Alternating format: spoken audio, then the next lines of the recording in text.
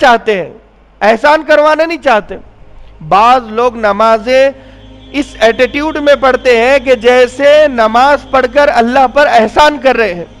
زکوٰۃ اس ایٹیٹیوڈ میں دیتے ہیں کہ زکوٰۃ دے کر مدرسہ اور مسجد والوں پر احسان کر رہے ہیں, اور پیسہ اس لحاظ سے مسجد پر خرچ کرتے ہیں کہ پیسہ لگا کر یہ صدر اور وزیر پر احسان کر رہے ہیں, کمیٹی پر احسان کر رہے ہیں.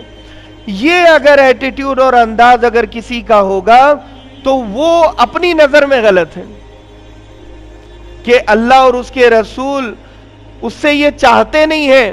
قبول کروانے والا آدمی یہ ہوتا ہے کہ اس کا جو لہجہ ہوتا ہے وہ نرمی کا ہوتا ہے نا. مکہ المکرمہ میں کئی لوگ جاتے ہیں اور طواف کرتے ہیں, لیکن اگر کوئی یہ کہے کہ اے اللہ تجھے میرا طواف قبول کرنا ہی پڑے گا, میری جمرات قبول کرنی ہی پڑے گی, میری قربانی قبول کرنا ہی پڑے گی, تو اللہ کو حج کی ضرورت ہے؟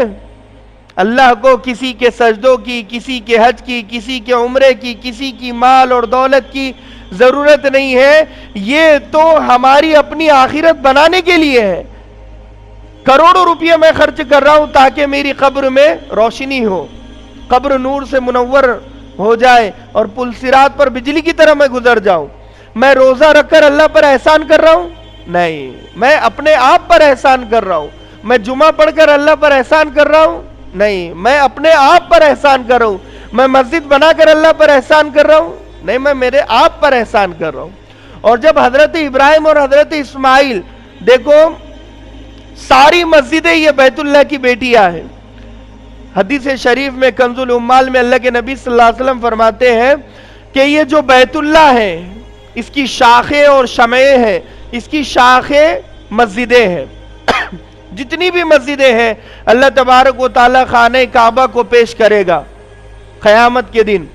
خانہ کعبہ اپنی زمین سمیت پیش ہوگا, اور یہ جو خانہ کعبہ کی زمین ہے اور خانہ کعبہ ہے یہ مسجدوں کی سفارش کرے گا اور کہے گا اے اللہ جن حصوں پر مسجدیں بنی ہوئی ہے میں اس زمین کے حصے کی سفارش کرتا ہوں. اللہ خانہ کعبہ کی سفارش پر یہ جو مسجد ہماری ابھی مسجد زینب بنی ہوئی ہے یا کوئی بھی ناندیڑ کی مساجدیں ہیں, یہ ساری زمین کو اللہ اٹھائے گا. جہاں جہاں مسجدیں بنی ہوئی ہے یہ ساری زمین بیت اللہ کی زمین میں مکس ہو جائے گی, مل جائے گی, اور اللہ تبارک و تعالی ان تمام زمینوں کو جنت کا حصہ بنائے گا.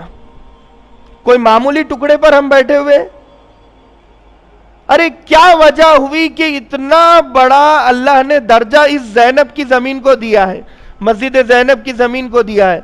کیوں؟ کیونکہ سونے کی بنی ہوئی ہے, چاندی کی بنی ہوئی ہے. وجہ کیا ہے؟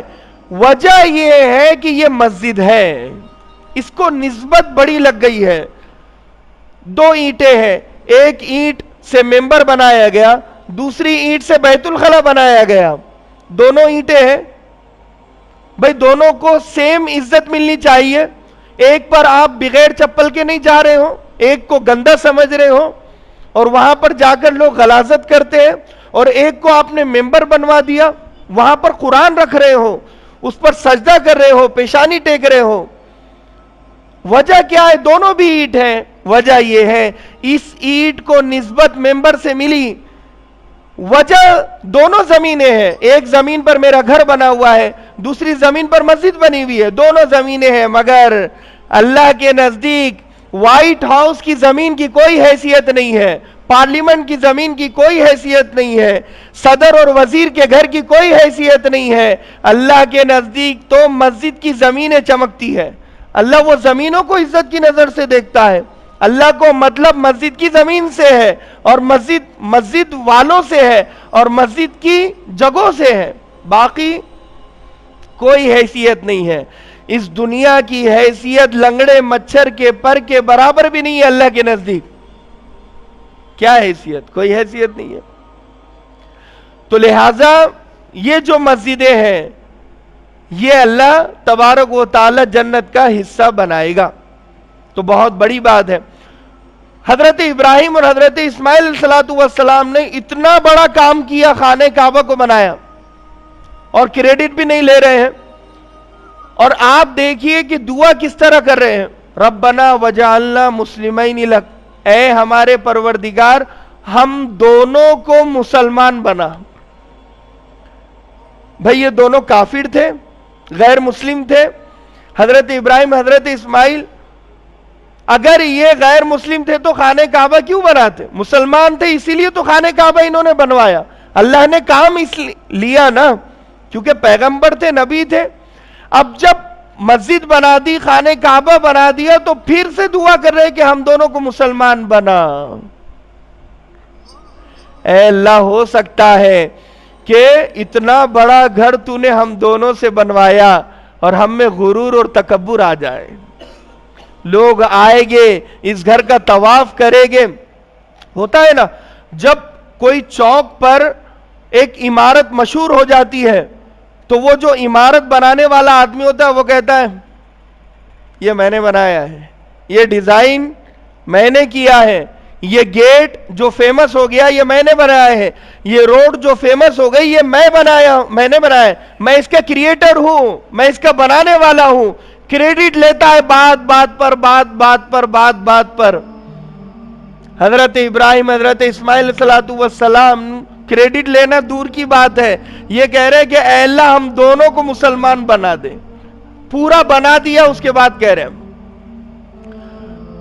اچھا یہ اپنی حد تک ٹھیک ہے کہ میرے اندر مثال کے طور پر بڑائی لینے کا جذبہ نہیں ہے، عاجزی انکساری ہے، لیکن حضرت ابراہیم حضرت اسماعیل دونوں کہہ رہے ہیں وَمِن ذُرِّيَّتِنَا أُمَّةً مُسْلِمَةً لَكَ، اے اللہ مجھے بھی مسلمان بنا اور میری آنے والی نسل کو بھی مسلمان بنا۔ اللہ اکبر، کیا عاجزی، کیا انکساری ہے۔ پہلے تو نبی ہے، اتنی قربانیاں دی ہے، اور پھر خانہ کعبہ کو بنایا ہے، ان کو تو مسلمان بننے کی دعا ہی نہیں کرنا چاہیے تھا۔ اور کیا دعا ہے کہ اے اللہ ہمیں مسلمان بنا دے اور ہمارے بچوں کو مسلمان بنا دے۔ میں بتاؤں آپ کو، اگر ایک آدمی مسلسل نمازوں کی پابندی کرے، روزوں کی پابندی کرے، تو اسے اپنے آپ میں لگنے لگتا ہے کہ میں بہت بڑا جنتی بن چکا ہوں۔ ہوتا ہے شیطان اسے ورغلاتا ہے، بہکاتا ہے کہ بھئی تیرے سجدے تو ایسے ہیں کہ کسی عالم اور حافظ اور مفتی اور قاری محدث مفسر کا سجدہ بیکار، تیرا سجدہ سب سے اوپر سب سے بڑا، تیری قرآن، تیری نماز، تیرا سجدہ، تیرا حج، یہ سب قبول ہوگا۔ وہ دھیرے دھیرے اپنے آپ کو عابد اور زاہد سمجھنے لگتا ہے، اور شیطان عابد کو عبادت کی لائن سے بہکاتا ہے، داعی کو دعوت کی لائن سے بہکاتا ہے۔ ایک آدمی روز ملاقاتیں کرتا ہے، خصوصی عمومی ملاقاتیں کرتا ہے، تعلیم کرتا ہے، لوگوں کو تبلیغ کرتا ہے، لیکن یہاں پر حضرت ابراہیم علیہ السلام نے اس دعا میں اپنے آپ کو شامل کیا کہ مجھے مسلمان بنا۔ دھیرے دھیرے شیطان دین کے کام کرنے والوں کو بہکاتا اس لائن سے ہے کہ اپنے آپ سے ان کی نظر ہٹ جاتی ہے، وہ سوچتے ہیں کہ ہم مصلح ہیں، یعنی اصلاح کرنے والے ہیں۔ وہ کبھی یہ نہیں سوچتے کہ ہمیں اپنے آپ کی بھی اصلاح کرنی پڑے گی، وہ یہ سمجھتے ہیں، اپنے آپ کو چھوڑ دیتے ہیں۔ جیسے میں ہوں، مثال دے رہا ہوں کہ اب میں اگر خوب عبادت کر رہا ہوں، روزے رکھ رہا ہوں، تو میں کبھی یہ نہیں سوچوں گا کہ مجھے بھی کسی کے بیان اور تقریر سننے کی ضرورت ہے، مجھے بھی اپنی نماز صحیح کرنے کی ضرورت ہے، مجھے بھی نماز کی پابندی کرنے کی ضرورت ہے۔ کیونکہ میں اس لیول سے بڑھ جاؤں گا، میں یہ سوچوں گا ہی نہیں کہ میری نماز میں کوئی گڑبڑ ہوگی، میرے روزوں میں کوئی گڑبڑ